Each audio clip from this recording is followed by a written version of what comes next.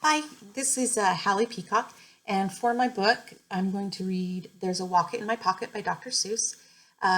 This is a favorite of mine because me and my daughter read it a lot. She has been going to speech therapy since she was 3, and because first she didn't talk, and then she had trouble saying certain words and pronouncing and getting her tongue around the L's and R's and TH's and stuff.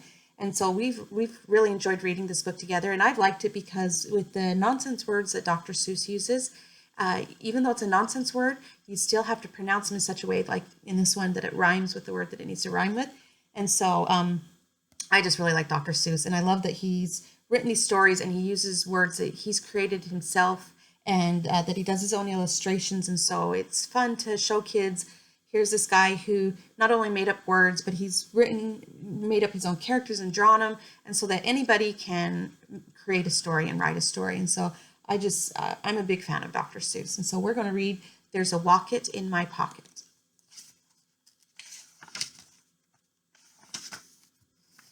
Did you ever have a feeling there's a wasket in your basket? Or a Nero in your bureau? Or a was-it in your closet? Sometimes I feel quite certain there's a jerkin in the curtain.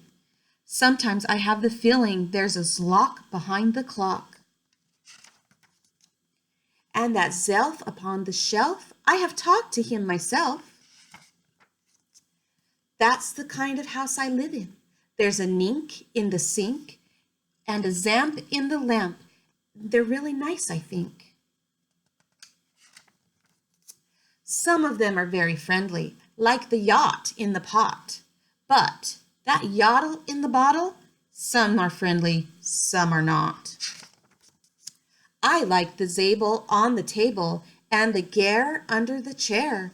But that bofa on the sofa, well, I wish he wasn't there. All those nubbards in the cupboards, they're good fun to have around, but that toothbrush on my toothbrush, him I could do without. The only one I'm really scared of is that bug under the rug.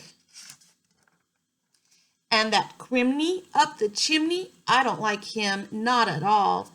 And it makes me sort of nervous when that Zal scoots down the hall. But the yeps on the steps, they're great fun to have around, and so are many, many other friends that I have found.